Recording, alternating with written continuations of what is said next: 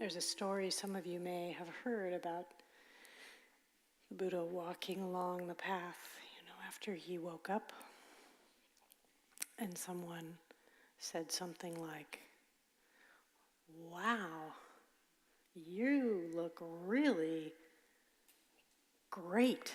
Like, are you some kind of a god, a deity, a deva?" And he said, "No." "Well, then what are you?" they said. And he said, "I am awake."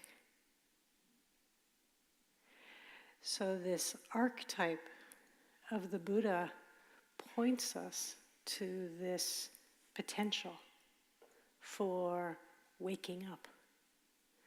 And in a little while we'll do some chanting and recitation. And part of that will be chanting the traditional refuges, which includes taking refuge in Buddha.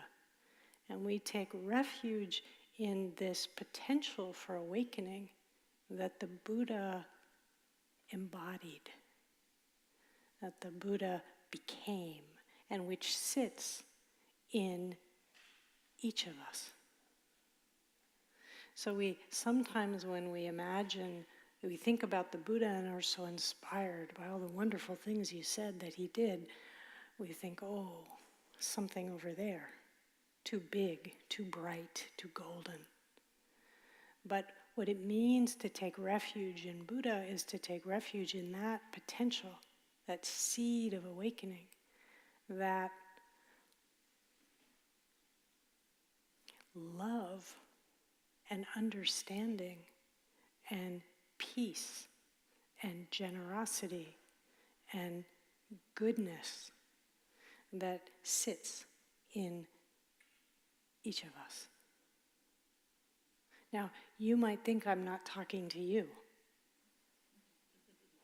I'm talking to you. It's not the person next to you, but you. This is what the Buddha taught. This is what it means that the Buddha was a human being who woke up.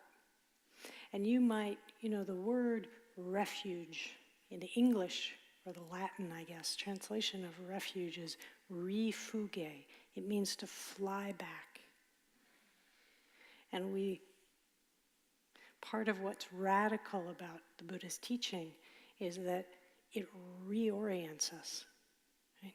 We so much are imagining that if we're going to walk a spiritual path, we're going to, it's Northern California with a lot of kombucha, and so we have, it's another self-improvement program. This is not that. This is the be yourself completely program. Like right here, in your seat. Right? It's not somewhere else.